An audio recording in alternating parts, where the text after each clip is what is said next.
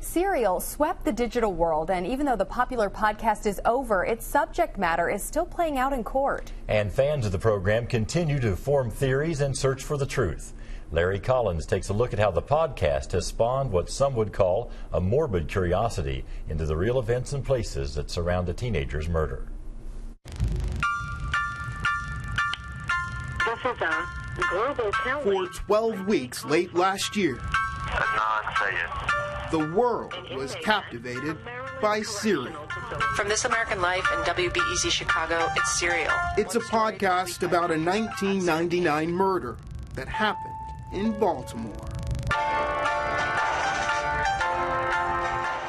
It's the story of then Woodlawn High School students Hae Min Lee, who was murdered, and her ex-boyfriend Adnan Syed, convicted of that murder. The podcast became a phenomenon, the case surrounding it an obsession for many. Thousands became cyber sleuths and digital detectives.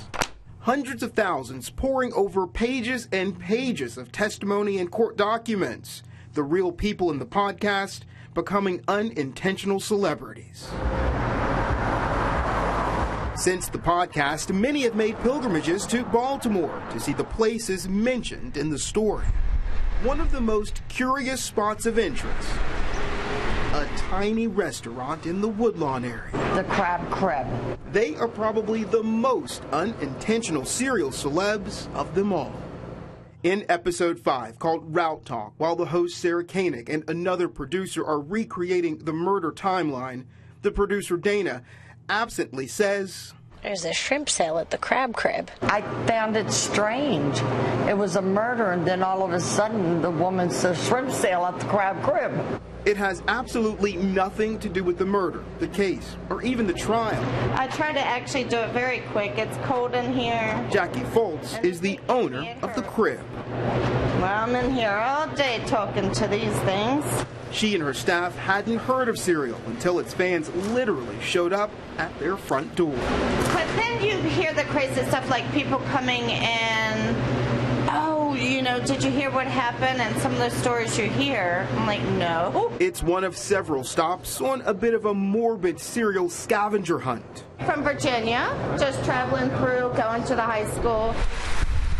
Stops at Woodlawn High School, where most of the key subjects of Serial went to school, and the last place Hae was seen alive.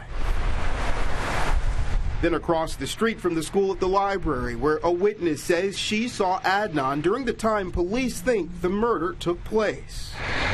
Over to a nearby Best Buy, where amateur detectives snap picture after picture in the lobby, where one state's witness claims Adnan called using a payphone.